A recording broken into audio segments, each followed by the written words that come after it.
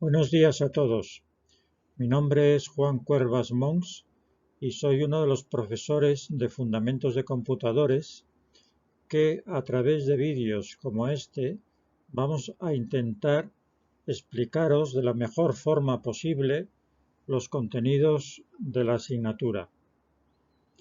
Fundamentos de Computadores tiene un carácter básico, ya que introduce al alumno en conceptos fundamentales, tanto teóricos como prácticos, de la tecnología que emplean los ordenadores. Estos conceptos serán utilizados como base para asignaturas posteriores, entre las que se encuentran estructura de los computadores en el segundo semestre. Por lo tanto, en esta asignatura se estudiarán los circuitos electrónicos digitales divididos en dos grupos: circuitos combinacionales y circuitos secuenciales. El objetivo final de la asignatura es que el alumno sea capaz de realizar tanto el análisis como la síntesis de estos dos tipos de circuitos. El primer ítem de este tema, Fundamentos de los sistemas electrónicos digitales, será una aproximación conceptual de los sistemas electrónicos, explicando por qué son digitales y no analógicos. Empecemos este punto hablando de la electrónica, que es la madre y fundamento de todas las tecnologías de computación. Lo primero que hay que decir de la electrónica es que es una rama de la física que se ocupa de la conducción y control de partículas cargadas eléctricamente en un material semiconductor. Sin embargo, los primeros dispositivos electrónicos no fueron semiconductores, sino tubos de vacío. Con ellos se crearon los primeros computadores, radares y televisiones. Sin embargo, el boom de la electrónica se produjo con la invención del transistor, un pequeño dispositivo de silicio por el cual sus inventores recibieron el premio Nobel. Posteriormente, con la carrera espacial, nació otro dispositivo decisivo en el desarrollo tecnológico de los últimos años, el circuito integrado o chip. Sin embargo, este invento no supuso un cambio tan brusco como el salto del tubo de vacío al transistor, ya que el chip estaba integrado por transistores. Cualquier sistema electrónico, por muy complejo que éste sea, lo podemos dividir en tres bloques. El primero es la entrada, que toma señales del mundo físico y las convierte en señales eléctricas, tensión, corriente. El proceso manipula estas señales y las transforma en otras atendiendo a determinados algoritmos.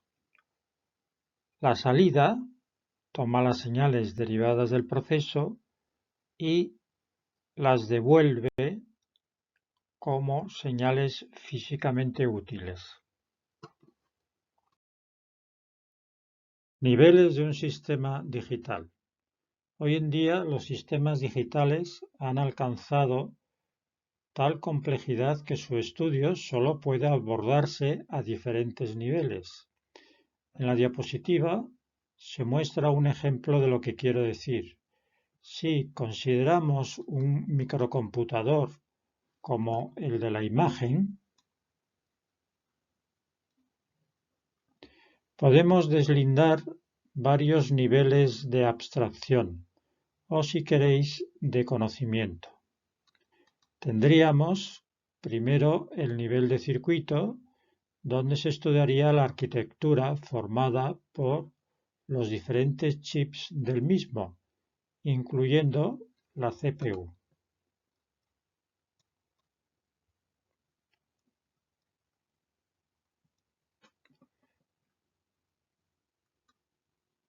Después vendrían los circuitos integrados con sus características.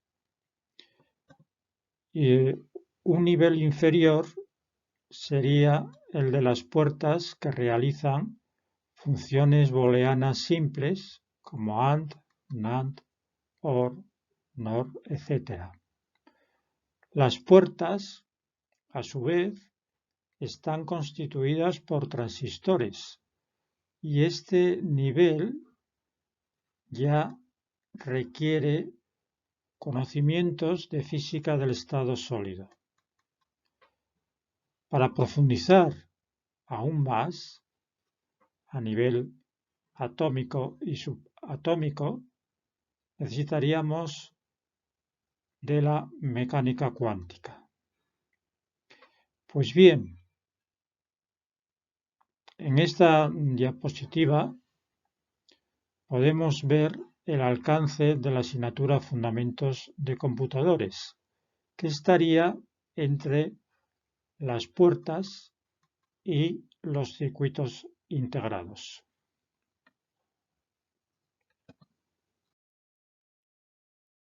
Los sistemas electrónicos pueden dividirse en dos clases según el tipo de señal que procesen. Los equipos analógicos, hoy en día con escasas aplicaciones, procesan señales analógicas, esto es, señales análogas a la señal física de su entrada, de tal forma que sus valores varían de una forma continua. Estas señales son difíciles de procesar y tienen adherido mucho ruido, con lo cual se degradan mucho. En cambio, las señales digitales, que en definitiva son como las analógicas, pero solo pueden tomar valores discretos. Por ejemplo, la señal binaria, donde solo existen dos variantes, el 0 y el 1.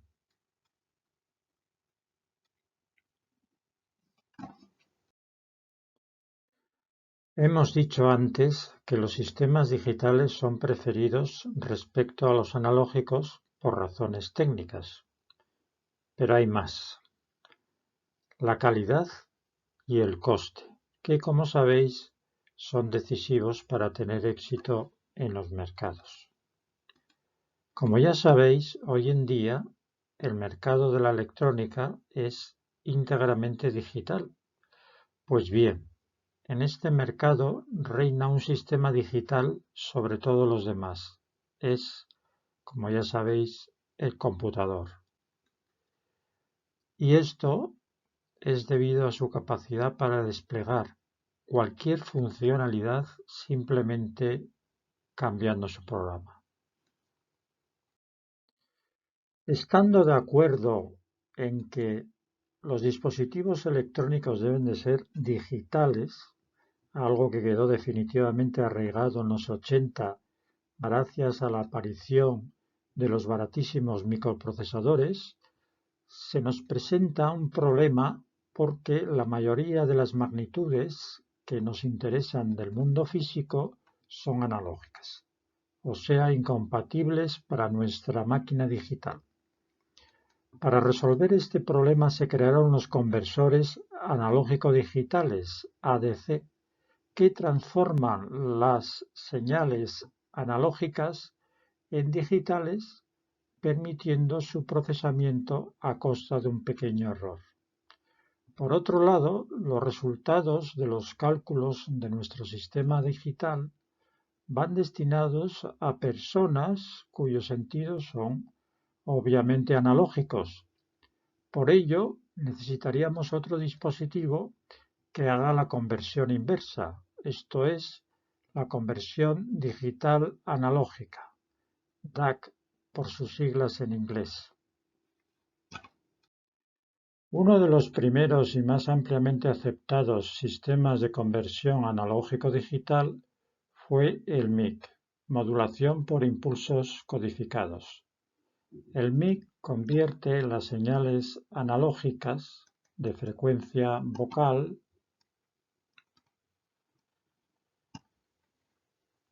en señales binarias mediante 3 etapas. La primera etapa consiste en tomar muestras de la señal analógica a una velocidad de 8000 muestras por segundo.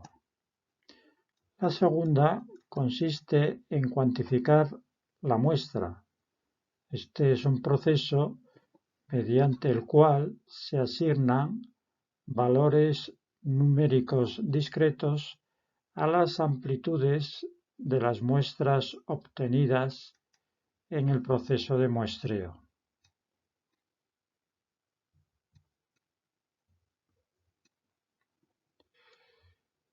La tercera etapa codifica en binario la cantidad anteriormente obtenida, o sea, es el proceso mediante el cual se representa una muestra cuantificada con una sucesión de unos y ceros, es decir, mediante un número binario.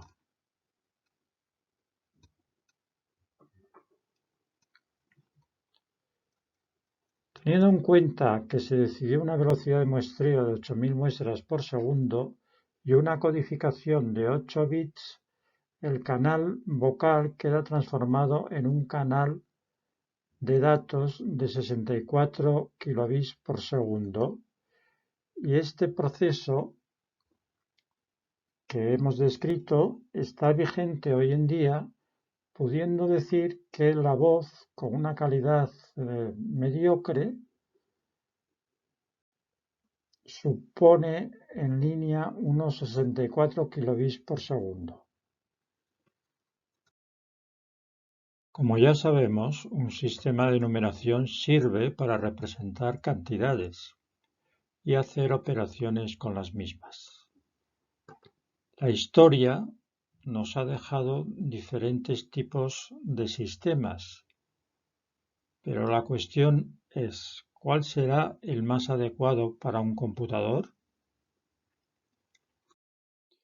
Pues la respuesta a la pregunta anterior es que ni el actual sistema decimal ni los antiguos sirven.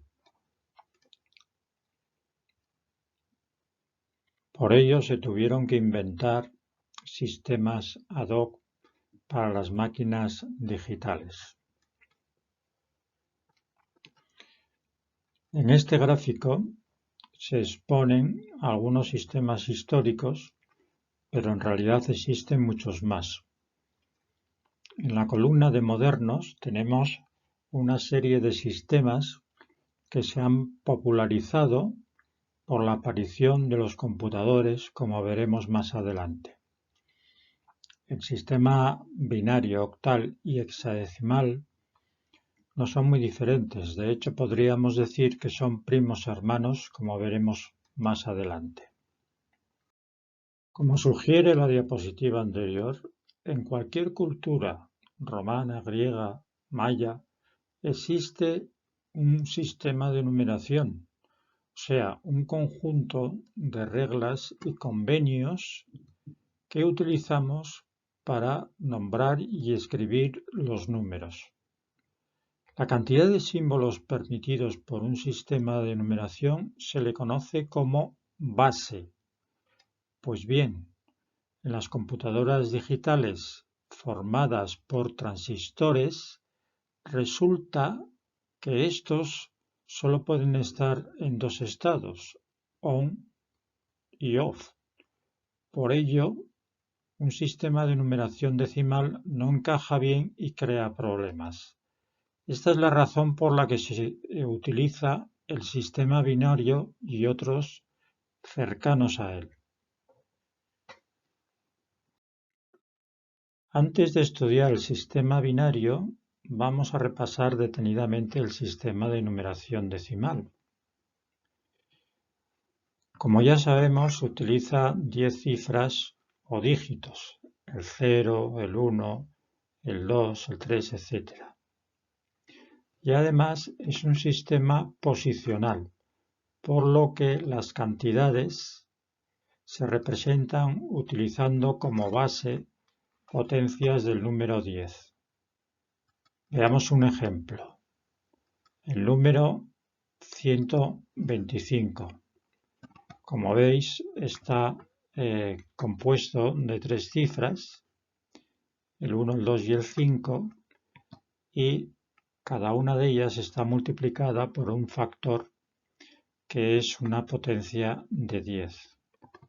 El exponente del 10 es justamente la posición de la cifra.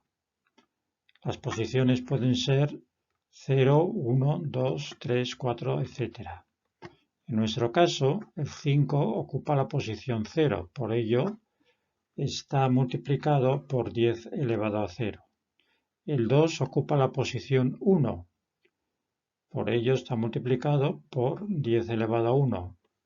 Y el 1 ocupa la posición 2 y está multiplicado por 10 elevado a 2.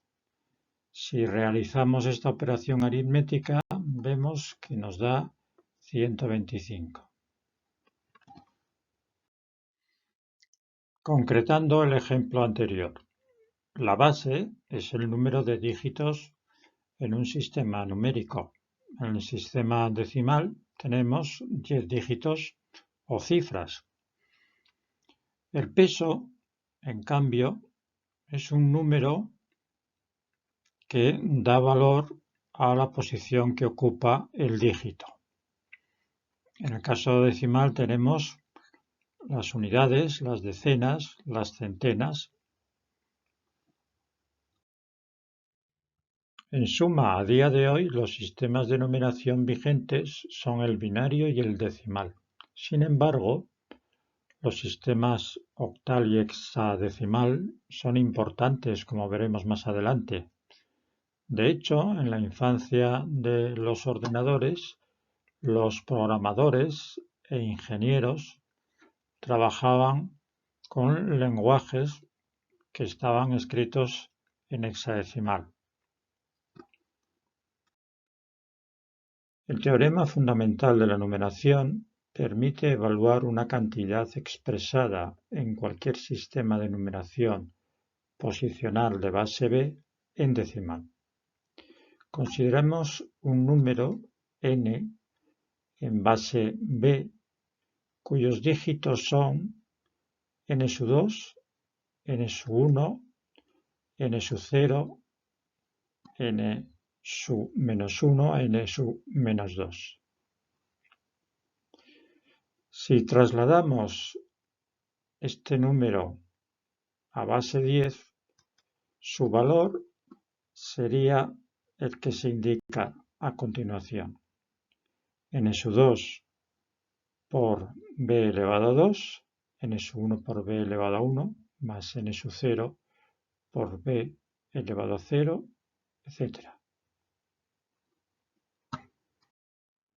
En esta diapositiva se expone una aplicación del teorema fundamental de la numeración que nos permite pasar el valor de un número binario a decimal.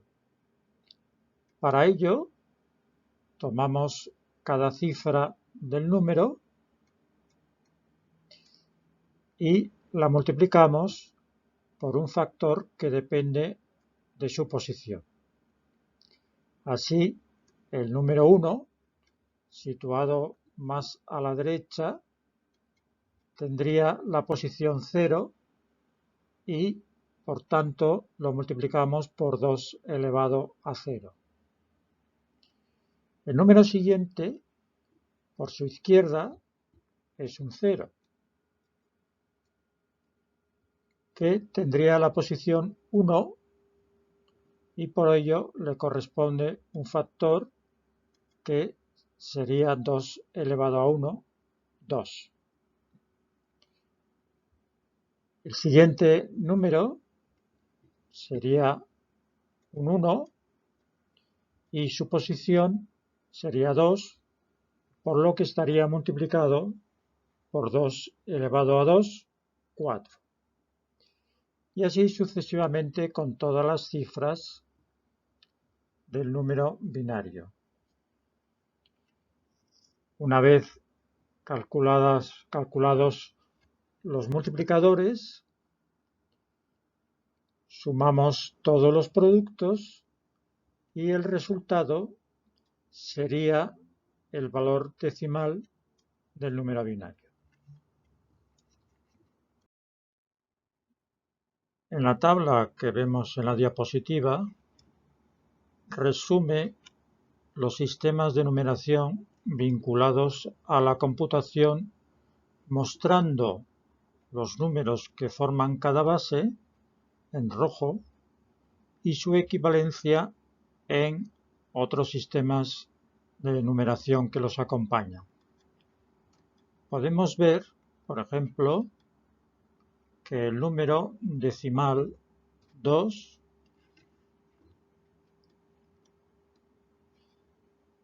en binario es el 10, en octal es el 2 y en hexadecimal también es el 2. En cambio, en el extremo derecho tenemos el número decimal 15, que en binario es el 1111, en el sistema octal es el 17 y en hexadecimal es F. Conversión entre bases. Hemos visto que el sistema binario, por ser el sistema base de la computación y el único entendido de manera nativa por una computadora, es de una importancia fundamental. El sistema octal también es importante porque el computador agrupa los bits en grupos de 8 a los cuales se les denomina bytes. En cambio, la importancia del sistema hexadecimal radica en que los programas son múltiplos de 8 bits, como 16 o 32 por instrucción. Por este motivo, el sistema hexadecimal de 16 dígitos es un estándar en la informática. Dicho esto, es evidente que para el ingeniero informático la conversión de base va a ser una tarea frecuente. Si nos fijamos en la figura, apreciamos cómo pueden hacerse los cambios de base. Y estos se ven facilitados por la intermediación del sistema decimal. El teorema fundamental de la numeración también va a tener un protagonismo importante, porque si nos fijamos en la diapositiva, facilita el cambio de binario a decimal, de octal a decimal, de hexadecimal a decimal y de cualquier sistema de numeración a decimal.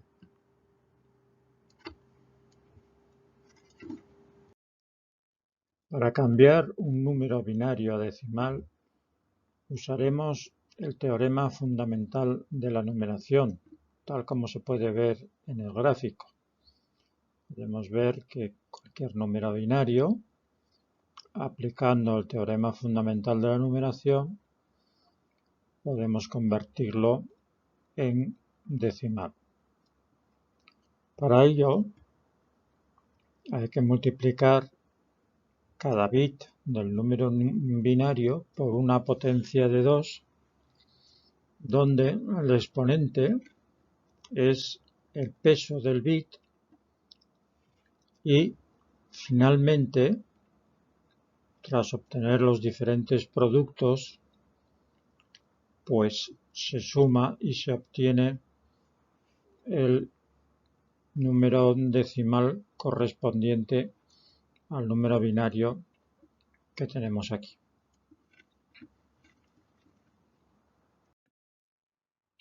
Conversión de hexadecimal a decimal. Como podemos ver en este pequeño gráfico, el paso de hexadecimal a decimal podría hacerse aplicando el teorema fundamental de la numeración, exactamente igual que en el ejemplo anterior. Para ello hay que multiplicar cada cifra por una potencia de 16, donde el exponente es el peso de la cifra, y posteriormente sumar los productos resultantes. Veamos un ejemplo. El número hexadecimal ABC se quiere convertir en decimal. Tomamos la primera cifra, cuyo peso es 0, lo multiplicamos por la potencia 16 elevado a 0 y por la cifra C, que como se está haciendo la operación en decimal, tendremos que convertir la cifra en su valor decimal, que es 12. Lo mismo ocurre con B, donde su valor decimal es 11 y este queda multiplicado por 16. La cifra A es el número 10 y 16 elevado a 2 es 256. Sumamos los productos y obtenemos el valor en decimal. La conversión de decimal a binario se consigue obteniendo los restos o residuos producidos por las divisiones sucesivas por 2. Esta operación recibe el nombre de módulo 2. Veamos un ejemplo. Si queremos pasar de 12 en decimal a su valor en binario, tenemos que empezar a dividir sucesivamente por 2 hasta que el cociente sea menor que 2. La disposición de esta división recursiva se puede ver en la diapositiva. Tomamos en primer lugar 12, dividimos entre 2, el cociente obtenido es 6 y el resto es 0. Volvemos a dividir 6 por 2 y obtenemos un cociente que es 3 y el resto vuelve a ser 0. Dividimos 3 una vez más por 2 y el resto obtenido es 1. El cociente, como podemos apreciar, es menor que 2, por tanto las divisiones se terminan aquí. Entonces recogemos los restos obtenidos y el último cociente, de tal forma que los primeros restos son los bits en binario de menos peso y los últimos restos justo con el último cociente son los bits de mayor peso. Como ya sabéis, el sistema hexadecimal es un método de numeración posicional que utiliza como base el número 16, es decir, que existen 16 símbolos. Aquí los tenéis. Y fue introducido en las ciencias de la computación por la empresa IBM en el año 1963 y podríamos decir que aún está vigente. Por ello, los estudiantes deben de conocerlo desde el primer curso. Puede parecer complejo, pero si alguno conoce el lenguaje HTML comprenderá lo importante que es dominar el sistema hexadecimal. Bien, lo primero que tenéis que saber de este sistema es que tiene 16 cifras que aquí podéis ver. Estas cifras tienen una equivalencia en el sistema de numeración binario y esta equivalencia justamente recogida en la tabla es la que tenéis que conocer. La conversión de números hexadecimales a binarios se realiza expandiendo cada dígito hexadecimal a 4 dígitos binarios. Veamos un ejemplo. Consideremos el número hexadecimal 10AF,6 y como todavía no nos hemos aprendido la tabla de equivalencias entre el mundo hexadecimal y binario, la tenemos aquí y nos ayudará pues en esta conversión. Lo primero que hay que hacer es separar los números hexadecimales y expandirlos o si queréis sustituirlos por su equivalencia binaria. Así el equivalente binario del 1 sería el 0001, el 0 estaría representado por el 0000 y el último dígito, el 6, estaría representado por el 0110.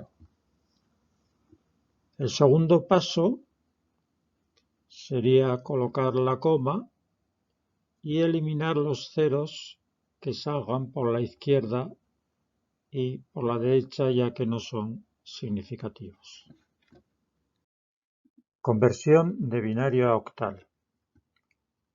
Como sabéis, el sistema octal tiene 8 cifras o dígitos y cada uno de ellos equivale en binario a 3 bits. Si tenemos un número binario como este, ¿cómo debemos proceder para su conversión? Primer paso sería agrupar en grupos de 3 bits el número binario y el segundo paso, sustituir cada paquete de 3 bits por la cifra octal, el número octal correspondiente. En este caso tendríamos como resultado el número 67 en el sistema octal. La última parte de este tema se dedicará a los códigos. Por supuesto, todos los códigos que estudiaremos serán lógicamente binarios. Los sistemas de numeración son conjuntos de dígitos usados para representar cantidades. Así se tienen los sistemas de numeración decimal, binario, octal, hexadecimal, romano, etc., donde cada dígito tiene un valor debido a su posición. En cambio, en un código existe una aplicación biunívoca de un conjunto de símbolos, alfabeto, por otra combinación de símbolos que pueden ser numéricos o no. De aquí que con los códigos no se puedan hacer operaciones aritméticas. Lógicamente, los códigos elegidos para los computadores son binarios, debido nuevamente a la incapacidad de estos para detectar más de dos estados diferentes. Los códigos binarios son variados y podrían clasificarse en los siguientes grupos. Los códigos ponderados, en los cuales cada bit depende de la posición. Los códigos continuos, si los números decimales son consecutivos. Los códigos correspondientes de estos dos números contiguos tendrían que tener representaciones adyacentes, que quiere decir que varían en un solo bit. Hay un grupo de códigos llamado cíclico. Si la última representación de un código es adyacente con la primera, o sea que cambia en un solo bit, lo llamaríamos código cíclico. Y el último grupo sería los códigos reflejados, lo cual significa que la mitad superior de los códigos sería simétrica a la mitad inferior. Entre los códigos más populares usados en computación, sin duda, tenemos el código binario natural, que está formado por los dígitos 0 y 1. Con el binario natural se pueden hacer códigos de 2 bits, de 3 bits. Como podéis ver, con 2 bits se pueden codificar 4 números, con 3 bits 8, con 4 bits se puede codificar 16 números. Evidentemente, el código binario natural es lo que se llama un código completo, porque hace uso de todas las combinaciones posibles que se pueden formar con n bits. Por ejemplo, si tomamos 2 bits, todas las combinaciones posibles que se pueden hacer con 2 bits las tenemos señaladas en el círculo. El código de Gray fue diseñado originariamente para prevenir señales ilegales, falsas o viciadas de los switches electromecánicos. Sin embargo, hoy en día el código de Gray ha demostrado facilitar la corrección de errores en sistemas de comunicaciones, particularmente en la televisión terrestre. Las características que definen el código de Gray son reflejado y continuo.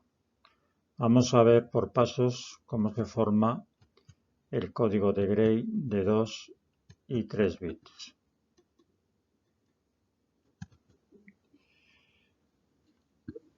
Si nos fijamos en esta figura, el código de Gray de un bit obviamente es el 0 y el 1. Si trazamos una línea, que podría ser perfectamente un espejo, pues vemos que su imagen reflejada está en rojo, sería el 1 y el 0. Veamos cómo se forma el código de Gray en el caso de 2 bits. En primer lugar, ponemos el código de Gray de 1 bit y su correspondiente reflejado. Y ahora completamos las combinaciones de la mitad superior con ceros y las combinaciones de la mitad inferior con unos. De esta forma podemos ver el código de Gray de 2 bits. sería el 00, que representaría el 0, y el 01, que representaría al 1. El 11 representaría al 2 y finalmente el 10 representaría al 3. El código de Gray de 3 bits se forma a partir del código de Gray de 2 bits. En primer lugar, como en los casos anteriores, pues reflejamos el código de Gray de 2 bits sobre el espejo representado por esta línea, dando lugar a las combinaciones 1-0, 1-1, 0-1 y 0-0. Como antes, la parte superior la completamos con un tercer bit que sería el 0, exactamente igual que antes, y la parte inferior el 1. Bien, la característica de reflejado es obvia, pero la característica de continuo no. Significaría que cada una de las combinaciones binarias ordenadas pues difieren entre sí en un bit. Por ejemplo, aquí el 00 difiere de un solo bit del 001 y el 011 difiere en un bit del 001.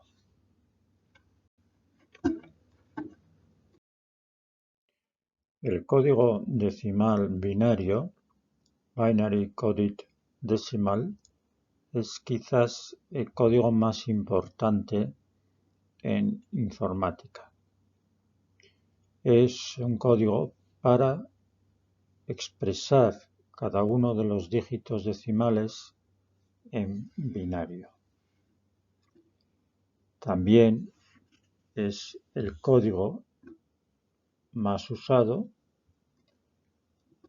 y se aplica esta codificación a las interfaces entre el teclado y el ordenador. En la siguiente diapositiva estudiaremos más detenidamente este código. El código BCD natural no es el único código BCD. Existen otros como el exceso 3, el de Aiken y el BCD 5421. En esta diapositiva vamos a ver cómo se procede para codificar un número decimal.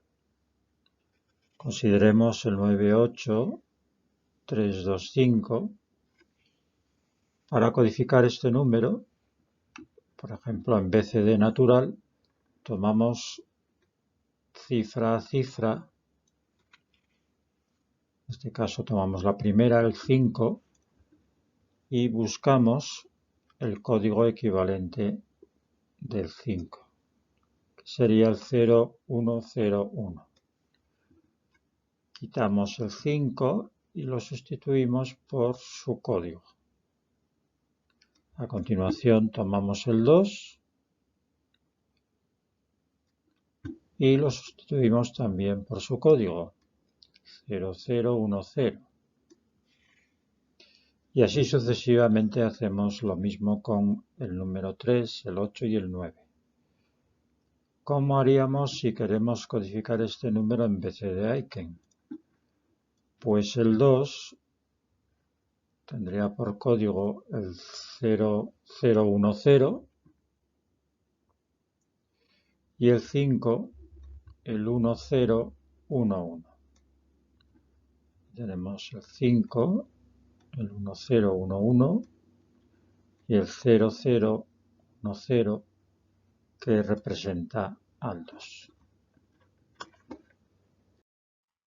El código de Aiken es un código similar al BCD natural, pero con pesos distribuidos de una forma diferente. Nos fijamos en el caso de Aiken, los pesos según la posición de las cifras son 2, 4, 2, 1. En esta codificación hay una simetría complementaria. Veamos qué significa.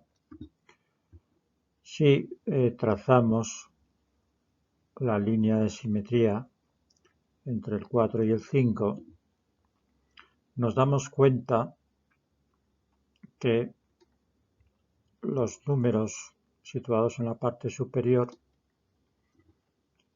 se reflejan en la parte inferior, pero de una forma complementada. Esto quiere decir que si el número es el 0100, su simétrico debajo debería de ser el 0100, pero complementado, con lo cual su imagen sería el 1011.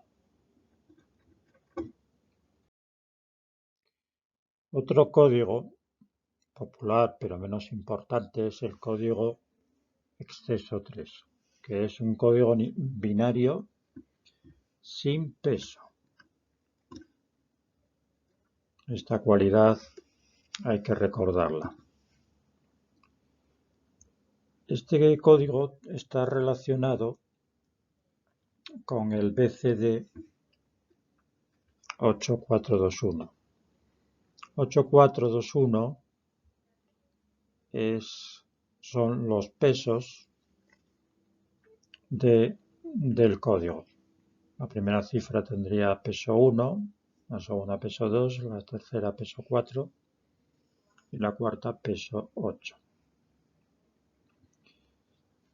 El código exceso 3 se explica el nombre de este código porque se genera a partir del código binario sumándole 3.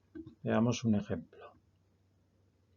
Si tenemos el código binario del 1, sería 0001. Si a este dígito binario le sumamos 3, entonces obtendríamos lógicamente el 4, que sería 0100. Si consideramos otro número, por ejemplo el 4 tiene por código binario 0100. Si sumamos 4 más 3 serían 7, que sería el número binario 0111.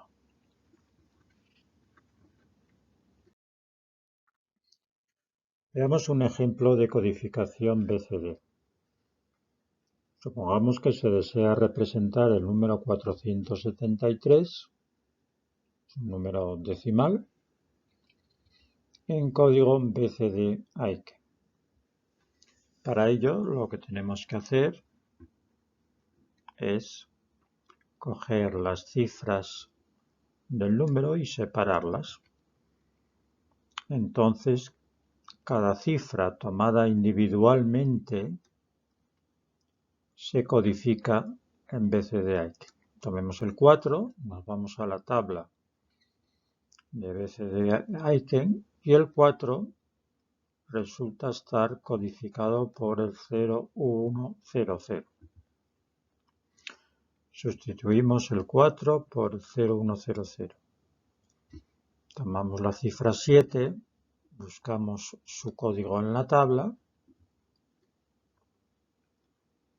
que sería el 1101, Sustituimos 7 por el 1101 y finalmente el 3.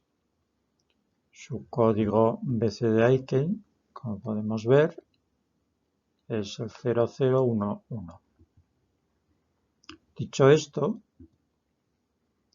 cada cifra se sustituye por su correspondiente paquete binario en el mismo orden, resultando el número binario 010011010011. Entonces, este número binario sería el código BCD-ICANN que representa al número 473. Hasta ahora hemos hablado solamente de la codificación de los números. Sin embargo, debido a la interacción del hombre con la máquina, es necesario otro tipo de codificación, la codificación de las letras, los signos de puntuación y caracteres especiales. Para estos dispositivos se crearon lo que se llaman los códigos alfanuméricos, que son códigos binarios para representar el alfabeto y los caracteres numéricos. Bien, los dos sistemas de codificación más importantes son el ASCII, que viene del acrónimo inglés American Standard Code for Information Interchange, es sin duda el más importante. Es un sistema que utiliza 7 bits para codificar 128 símbolos. Existe otro sistema de codificación llamado EBCDIC, Extended Binary Code Decimal Interchange Code, que promovió e inventó IBM y que en la época de los grandes hosts, de los grandes computadores, fue muy importante. Este sistema codificaba 8 bits y 256 símbolos. Debido a la evolución tecnológica, este sistema de codificación actualmente está en desuso. Estudiemos el código ASCII. Como ya hemos dicho antes, el código de ASCII es un código de 7 bits que representa caracteres alfanuméricos. Podríamos decir que casi todos los sistemas informáticos utilizan este sistema de codificación, que, como veis, no tiene competidores porque el otro, el EBCDIC, fue usado y hoy en día pues tiene una presencia simplemente testimonial. Examinemos la tabla de los códigos ASCII. Como podéis ver, es una tabla de doble entrada. En la columna tenemos 4 bits, representan los 4 bits de menos peso, o sea, el B0, B1, B2, B3.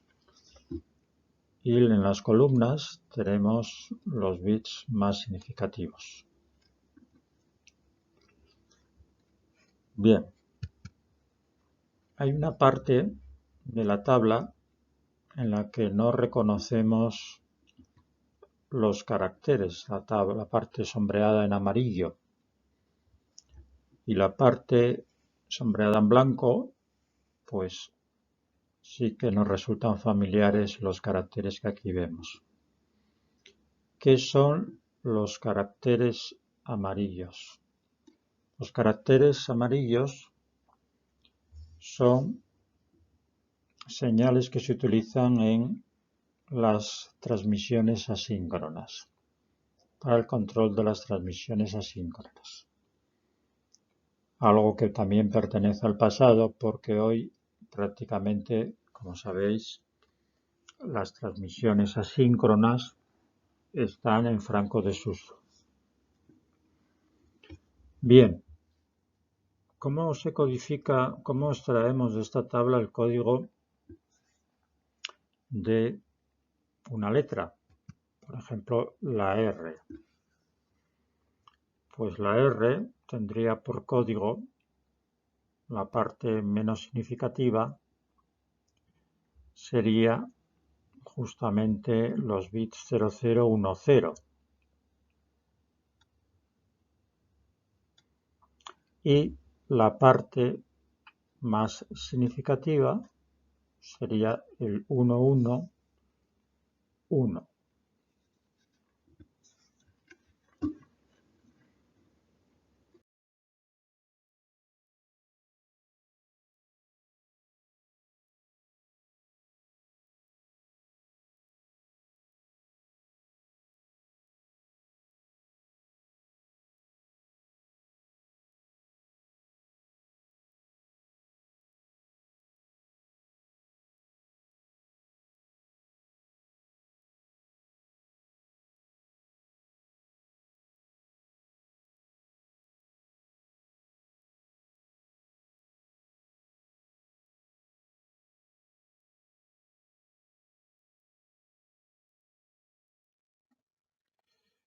Bien, con esto finalizamos la explicación del tema 1. Este tema lo colgaremos en el Moodle, así como el vídeo que acabáis de visualizar. Muchas gracias.